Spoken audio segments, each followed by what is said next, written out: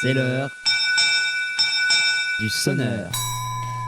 Et pour notre sonneur, je suis évidemment très heureuse de le retrouver parce que souvent on se croise, en fait on se fait des passages de flambeau mais on se voit pas. Bonjour Nicolas Vidal.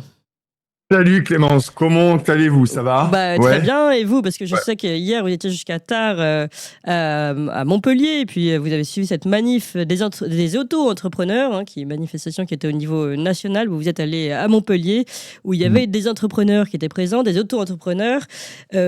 Pour donc lutter contre cet abaissement qui est d'ailleurs passé très discrètement, cette mesure du gouvernement qui a fait passer ça dans son projet de loi de finances 2025, qui donc, je le rappelle, abaisse le seuil à partir duquel les micro-entrepreneurs sont soumis à la TVA. Ça a fait beaucoup réagir. Et donc vous les avez vus, ces entrepreneurs. Quelle est l'ambiance d'abord sur place? Quelle était Eh ben, l'ambiance? oui, vous l'avez dit Clémence, hein, j'étais à Montpellier hier pour cette manifestation organisée sur la place de la Comédie. Je dois vous dire immédiatement que nous étions les seuls médias. Il y avait Toxin et Putsch et après il y avait absolument plus personne pour traiter. Donc même la presse locale, j'y suis resté un bon moment et je n'ai vu pas du tout le début d'un micro, pas le bouchon d'un stylo de journaliste, ni le début d'un podcast pour parler de cet entrepreneur. Enfin, passons. Qu'est-ce qui s'est passé hier? Et bien, vous l'avez dit, il y avait des auto-entrepreneurs, des entrepreneurs qui étaient à Montpellier, qui étaient partout en France parce que c'était la journée du 25 mars. Je rappelle rapidement, chers amis, pour comprendre cette mesure d'auto-entrepreneur, elle est là depuis très longtemps, elle a été là depuis 2008 sous Sarkozy, puis elle a été améliorée, enfin poussée du moins pour que les gens tombent dans l'entrepreneuriat avec notamment Emmanuel Macron pendant qu'il était ministre de l'économie. Ça permettait, nous disons-nous, de mettre en fait des gens, de faire bosser des gens et du moins de faciliter leur accès à l'entrepreneuriat, notamment pour des gens qui avaient été licenciés ou des retraités ou toute une foule de gens. Oui. C'est-à-dire leur dire, ça va être plus simple. Si vous n'avez pas de boulot, créez le vôtre et on va essayer d'alléger finalement la fiscalité. Vous l'avez dit, avec la TVA et toute une série de règles. Et puis, il y a pas mal de gens, Clémence. Alors, je suis allé voir les chiffres de l'URSSAF. Ouais. Juin 2023, il y avait pratiquement plus de 2,7 millions d'auto-entrepreneurs. C'est les chiffres de l'URSSAF de juin 2023. Donc, qu'est-ce qui s'est passé? Grosso modo, on leur a dit, c'est notamment sur la TVA, parce que c'est ce qui nous occupe ce matin, on leur a dit, au-dessous d'un certain seuil, vous n'aurez pas de TVA. Et je peux vous assurer que quand vous n'avez pas la TVA, effectivement, ça fait quand même un allègement, ne serait-ce que de contraintes administratives très importantes. Mmh. Vous n'avez pas besoin de comptable, vous n'avez pas besoin de ci. Ça permet de faciliter. C'était quoi le projet, en fait? Eh bien, le projet, c'est l'ubérisation. Le projet, c'est de dire, t'as pas de boulot. Eh bien, en l'espace de quelques minutes, tu crées ton emploi tout seul sur le site de l'URSSAF et ça te permet d'avoir des facilités. Alors moi, qui suis entrepreneur, je trouve ça très bien, mais pour les gens aujourd'hui qui sont dans le salariat et qui se lancent là-dedans en pensant certains en désespoir de cause parce qu'ils ont été licenciés, franchement, c'est le miroir aux alouettes. Mais par contre, il y a énormément de gens qui s'y sont mis, et heureusement, et c'est pour ça qu'on en a parlé. Et qu'est-ce qui s'est passé? Eh ben, après avoir poussé les gens, Clémence, sous Sarko, et notamment sous Macron, dès le fait qu'il a été ministre de l'économie, on a poussé les gens dans les bras de l'auto-entrepreneuriat, d'accord, de la création d'entreprises individuelles, si vous préférez. Et puis maintenant, on leur dit, les amis, tout ce qu'on vous avait promis avant, eh ben, on va abaisser les seuils de TVA, c'est-à-dire qu'il y a des millions, enfin, du moins plusieurs centaines de milliers d'auto-entrepreneurs aujourd'hui qui vont devoir être franchisés à la TVA, c'est-à-dire qu'ils vont devoir prendre un expert comptable, ils vont devoir faire toute une série de comptes, ils vont devoir payer de leur poche et aussi la TVA, il va falloir augmenter leur prix parce que si vous avez 20% de TVA à partir de maintenant, vos prestations, chers amis, il va falloir les augmenter et les gens ne seront pas forcément d'accord et puis il y a surtout une énorme crise économique. Donc, vous voyez que tout ça met en péril des centaines de milliers d'entreprises. On a reçu la semaine dernière, rappelez-vous, Céline Yu, qui était avec moi vendredi dernier, qui a parlé de plusieurs centaines de milliers d'entrepreneurs qui allaient mourir, qui allaient crever. Désolé pour la cruauté du terme, mais c'est ça la réalité. Donc maintenant, aujourd'hui, ces gens se sentent trahis. Faut quand même le dire. Donc on se retrouve dans un pays, je l'ai dit, c'est une ubérisation totale. Vraiment, c'est une ubérisation parce que c'est un peu le miroir aux alouettes. C'est très bien, justement, qu'il y ait des gens qui puissent, à un moment donné, vivre de leur travail. Mais aujourd'hui, vous voyez bien que dans ce monde absolument obscur, effrayant et brutal, avec des oiseaux comme ça au gouvernement, ils sont capables de mettre à mal des centaines de milliers d'emplois. Moi, j'ai discuté hier effectivement avec les auto-entrepreneurs et je connais bien le statut parce que j'ai pas mal de gens. Eh bien, je peux vous dire, malheureusement, je suis obligé de le dire ce matin, il n'y avait pas beaucoup de monde, Clémence. Il n'y avait pas beaucoup de monde. Il y avait 350 auto-entrepreneurs à Paris et il y en avait 60 à Montpellier où j'étais et c'est à peu près la même tendance partout. Et ça veut dire quoi? Ça veut dire concrètement deux choses. D'une part, il y a beaucoup d'auto-entrepreneurs qui sont pas informés. Oui. Pas informés par la situation. Donc, qu'est-ce qu'ils vont faire? Comme je sais, nos amis toxinotes qui Ils sont vont en le guerre, découvrir, effectivement, oui. contre leurs voisins, leur famille, en disant ils ne veulent pas comprendre, ils ne comprennent rien, ils ne veulent pas entendre, ils ne veulent pas entendre. Et bien là aussi, chez les auto-entrepreneurs, chers amis, c'est pareil. Il y a énormément d'entrepreneurs qui n'ont pas eu conscience qu'il y avait cette mesure qui allait tomber, qui a été repoussée. Le gouvernement l'a suspendue jusqu'au 1er janvier 2020, 1er juin 2025. Vous allez voir, j'ai 2-3 trucs à vous dire à ce sujet. Et finalement, il y a des gens qui sont totalement désinformés et qui ne savent pas que cette mesure va rentrer en vigueur à première vue au 1er juin. Et puis, également, il y a des gens qui pensent aussi, voyez-vous, comme la communication du gouvernement, malgré ce que nous en pensons, elle marche. Il y a des entrepreneurs qui pensent aussi que cette mesure a été abrogée.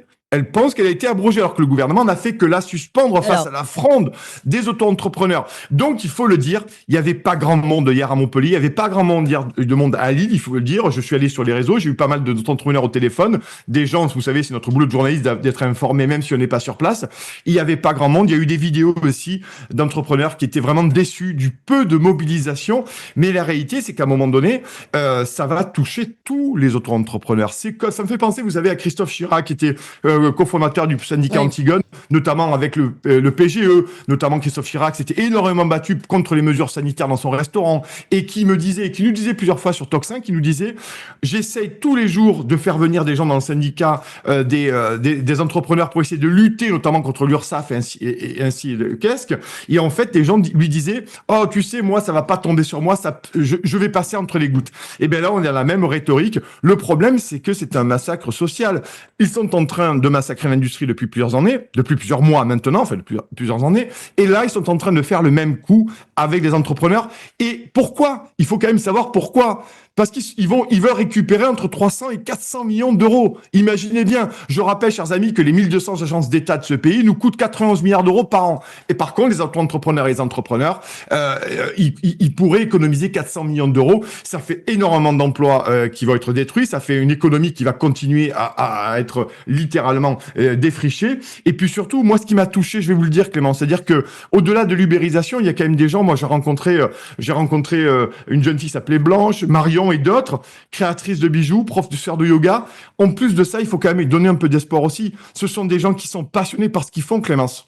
Je vous assure, ce sont des gens qui sont passionnés par ce qu'ils font. Alors, Nicolas, il y a puisque vous en parlez et que vous avez filmé tout ça, je vous propose d'en regarder un extrait de votre interview, en effet, de ces deux jeunes filles qui sont auto-entrepreneurs et qui étaient sur place hier à la manifestation à Montpellier. On regarde. Ça va devenir très compliqué sans augmenter les tarifs de mes productions, de mes bijoux, qui sont déjà, comme c'est de l'artisanat, un petit peu plus cher que ce qu'on peut trouver autour de moi dans d'autres boutiques. Donc ça va être compliqué de me positionner et de continuer mon activité. Votre activité pourrait être remise en cause aujourd'hui, Marion, vous avec ça? Je sais pas, il faudrait vraiment, j'ai vraiment pas envie parce que j'adore mon travail et que je ferai tout pour continuer, mais il va falloir repenser. Moi, en fait, que les règles du jeu soient différentes, peu importe, mais c'est juste que là, de nous mettre la mesure du jour au lendemain alors qu'on a prévu tout un business comme ça, je trouve que c'est vraiment du racket en fait, alors qu'à la base, on s'est organisé avec certaines obligations administratives, on savait très bien où on allait, on savait quoi reverser, quel pourcentage, etc. Et on a conçu notre activité comme ça et notre rentabilité comme ça. Et moi, du coup, c'est vrai que ça chamboulerait tout. Je pense que j'essaierai de m'adapter parce que je ne veux pas lâcher, parce que j'adore ce que je fais, mais ça sera compliqué. C'était censé être un gouvernement assez libéral qui favorise les entreprises. Et là, je suis complètement absurde de mettre un espèce de coup de frein alors qu'on était en phase de développement en fait. C'est complètement absurde. Donc, on est loin de la Startup Nation des Macron. Voilà, faites les maths, faites vos calculs et changez le seuil. Merci beaucoup. Merci beaucoup Marion, on vous souhaite beaucoup de courage en tout cas. Merci beaucoup, merci. On est loin de la Startup Nation comme vous dites, Nicolas Vidal. Ben oui, on est loin. Macron, en fait, a poussé le régime, c'est vraiment ça. Et d'ailleurs, ça s'appelait la Macron entreprise. C'était le projet Noé à une certaine époque. L'arche de Noé. D'ailleurs, l'arche de Noé elle est au fond de l'océan et tous les animaux sont morts, manifestement. Et ceux qui essayent de surnager, ils vont y passer, malheureusement. Vous voyez, on a entendu, c'est un très bon extrait, cette séquence avec c'est Marion qui est créatrice de bijoux au bord de la Méditerranée, patron de Montpellier. Il y avait aussi Blanche qui était à côté, qui était prof de yoga. Ce sont des filles qui sont passionnées par leur boulot, Clément. Je l'insiste. Vraiment. Elles font ça avec beaucoup de cœur. Elles ont un sacrifice personnel également aussi, familial, conjugal, parce qu'elles font ça toute la journée. Et ces gens, maintenant, viennent leur dire, maintenant, on vous a mis dans une disposition, et maintenant, dès le 1er juin, on va vous mettre un gros coup de taquet. Là-dessus, ce que je voulais dire tout à l'heure, c'est-à-dire qu'ils se murmurent aussi. Alors, il faudra le voir, le vérifier, parce que le gouvernement a énormément étouffé l'affaire, et on verra ce qui va naître le 1er juin. Ça pourrait être rétroactif, Clémence. La TVA pourrait être rétroactive au 1er janvier 2027. C'est-à-dire que toutes les factures que vous avez fait... Mais attendez, on a le droit de faire ça ? Ah normalement, la loi fiscale, non. Mais vous savez, avec François Plan, à peu près, on peut à peu près tout faire, d'après ce qu'on comprend. Et même oublier son verre d'eau ou ne pas mettre ses feuilles dans le bon ordre.